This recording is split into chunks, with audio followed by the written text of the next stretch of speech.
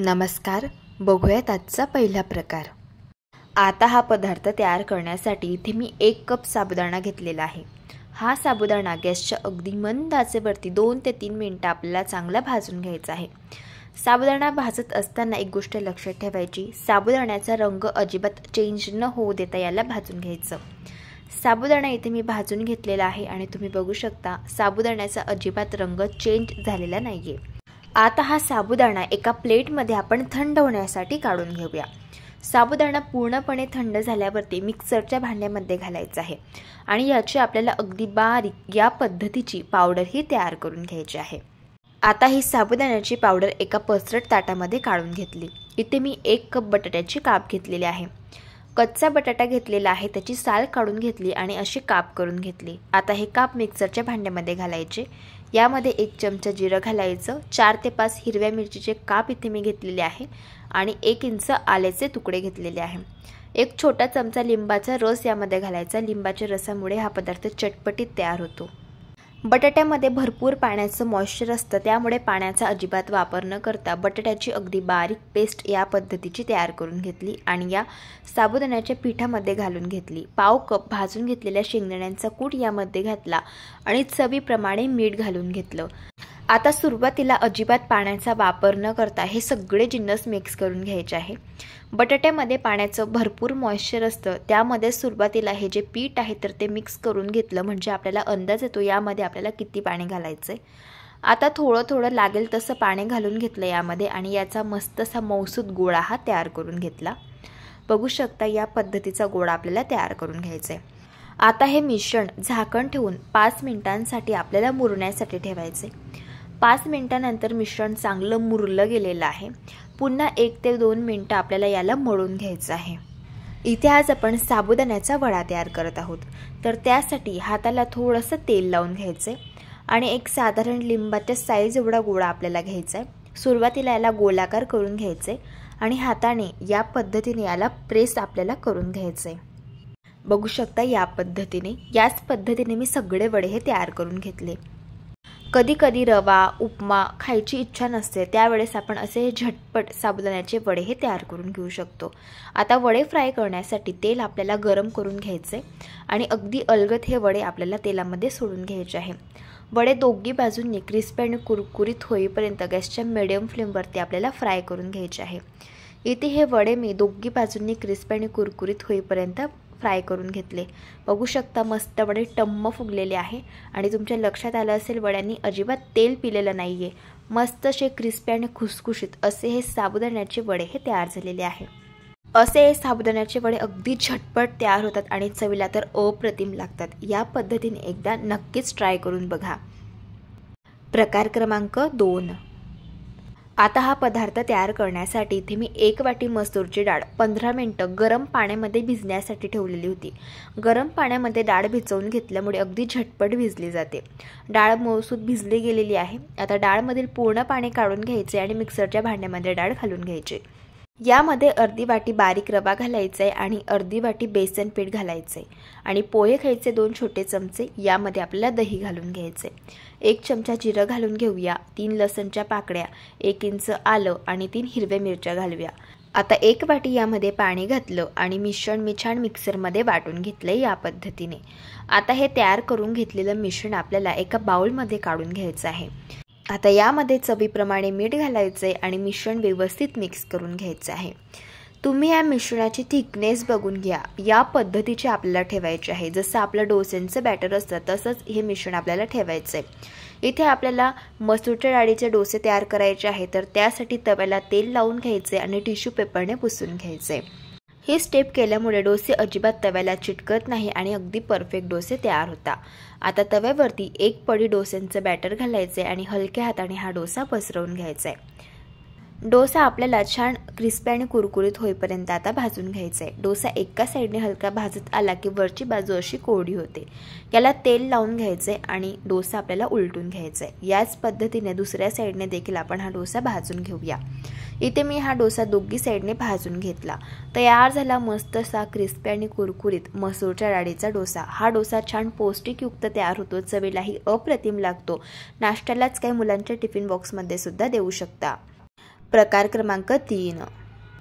आता हा पदार्थ तयार करण्यासाठी सगळ्यात आधी पुदिन्याची चटणी तयार करायची आहे. तर त्यासाठी मिक्सरच्या भांड्यामध्ये 1 चमचा जिरं घालून घ्यायचे, 6 ते 7 लसणच्या पाकळ्या घालायच्या आहे, 4 ते 5 हिरव्या मिरच्या घालून घ्यायच्या आहे, पोहे खायचे 2 चमचे, यामध्ये नायलॉन शेव आपल्याला घालायचे आणि त्याच चमच्याने 2 चमचे आपल्याला फुटण्याची डाळ घालायची आहे. नायलॉन शेव आणि फुटण्याच्या डाळमुळे आपल्या ज्या चटणीला आहे तर तो घट्टपणा येतो आणि चटणी अगदी मार्केटसारखी चटपटीत तयार होते. 1 वाटी यामध्ये आपल्याला पुदिना घालायचा आहे आणि त्याच वाटीने बरोबर 1 वाटी कोथिंबीर घालून घ्यायची आहे.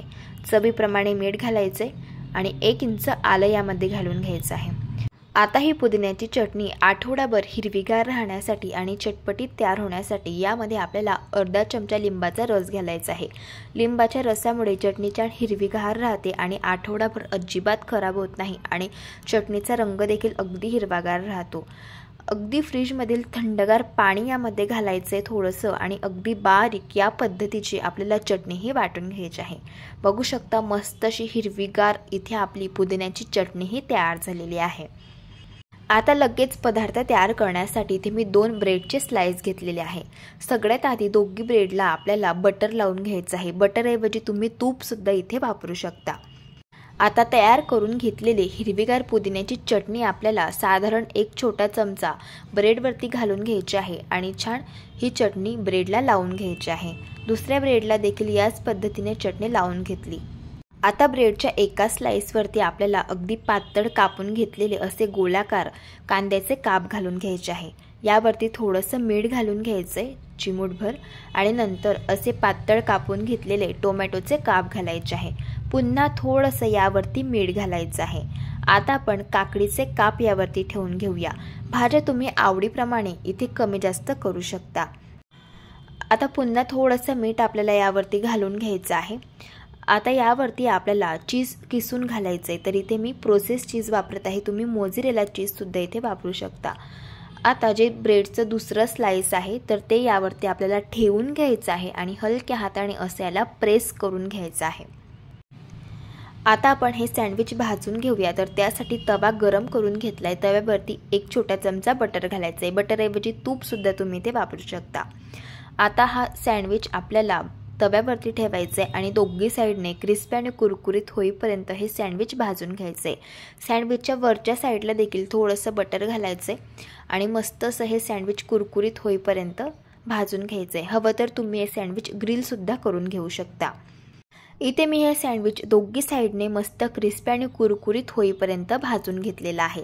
तयार झालं क्रिस्पी आणि कुरकुरीत असं आपलं हे व्हेजिटेबल सँडविच. चवीला अगदी भन्नाट लागतं. या पद्धतीने एकदा तुम्ही हे सँडविच तयार करून बघा. लहान मुलं तर खूप आवडीने खातील इतकं चविष्ट तयार होतं. नाश्त्यालाच काही मुलांच्या टिफिन बॉक्समध्ये सुद्धा तुम्ही याला देऊ शकता. या पद्धतीने नक्कीच एकदा ट्राय करून बघा. प्रकार क्रमांक 4. आता हा पदार्थ तयार करण्यासाठी इथे मी 1 वाटी मुगाची डाळ 2 तास पाण्यामध्ये भिजवून घेतलेली आहे. डाळ चांगली भिजली गेलेली आहे. आता या डाळमधील जे पाणी आहे ते पूर्ण आपल्याला काढून घ्यायचं आहे. आता ही डाळ आपल्याला मिक्सरच्या भांड्यामध्ये घालून घ्यायची आहे. मिक्सरचं भांडं मोठं आहे त्यामुळे सगळी डाळ मी यामध्ये घालून घेतली. यामध्ये 1 चमचा आपल्याला जिरं घालायचं आहे, 3 हिरव्या मिरच्या, 3 ते 4 लसणच्या पाकळ्या आणि 1 इंच आलं घालायचं आहे. थोडंसं पाणी घालायचं आहे आणि याची आपल्याला बारीक पेस्ट ही तयार करून घ्यायची आहे. या पद्धतीने इथे मी डाळची छान बारीक पेस्ट ही तयार करून घेतलेली आहे आणि तुम्ही या मिश्रणाची थिकनेस बघून घ्या. या पद्धतीची आहे. तयार करून घेतलेलं मिश्रण आपल्याला एका बाउलमध्ये काढून घ्यायचं आहे. आता यामध्ये बारीक चिरलेला टोमॅटो घालायचा आहे, बारीक चिरलेला कांदा घालून घ्यायचा आहे, पाव चमचा हळदी पावडर घालायची आहे, पाव चमचा गरम मसाला घालायचा आणि चवीप्रमाणे मीठ घालून घ्यायचं आणि हे सगळे जिन्नस आपल्याला चांगले मिक्स करून घ्यायचे आहे. या पद्धतीने भाज्या घालून घेतल्यामुळे मला असं वाटतंय की हे बॅटर थोडंसं घट्ट झालं आहे. त्यामुळे पोहे खायचे 2 ते 3 छोटे चमचे यामध्ये मी पाणी घालून घेतलं आणि बॅटर चांगलं मिक्स करून घेतलं. सगळ्यात शेवटी बारीक चिरलेली कोथिंबीर यामध्ये घालून घेतलेली आहे. तुम्ही या बॅटरची थिकनेस बघून घ्या. या पद्धतीची आहे. इथे आपलं हे बॅटर तयार झालेलं आहे. मंडळी, जर तुम्हाला रेसिपीज आवडत असेल तर चॅनलला सबस्क्राईब करून घ्या आणि शेजारील बेल आयकॉनसुद्धा प्रेस करा, म्हणजे जो व्हिडिओ सगळ्यात आधी चॅनलवरती अपलोड होईल त्याचं नोटिफिकेशन तुम्हाला सगळ्यात आधी मिळेल. आता पदार्थ तयार करण्यासाठी तवा गरम करून घेतला आणि याला तेल लावून ग्रीस करून घेतलं। तयार करून घेतलेलं डाळीचं बॅटर आपल्याला साधारण 2 चमचे तव्यावरती घालून घ्यायचं आहे। बॅटर थोडंसं आपल्याला पसरवून घ्यायचं आहे। नंतर यावरती एक ब्रेडचा स्लाइस ठेवायचा आहे। पुन्हा हे तयार केलेलं डाळीचं बॅटर ब्रेडवरती घालून घ्यायचं आहे आणि ब्रेडच्या चारी बाजूंनी आपल्याला हे जे बॅटर आहे तर ते कोट करून घ्यायचे।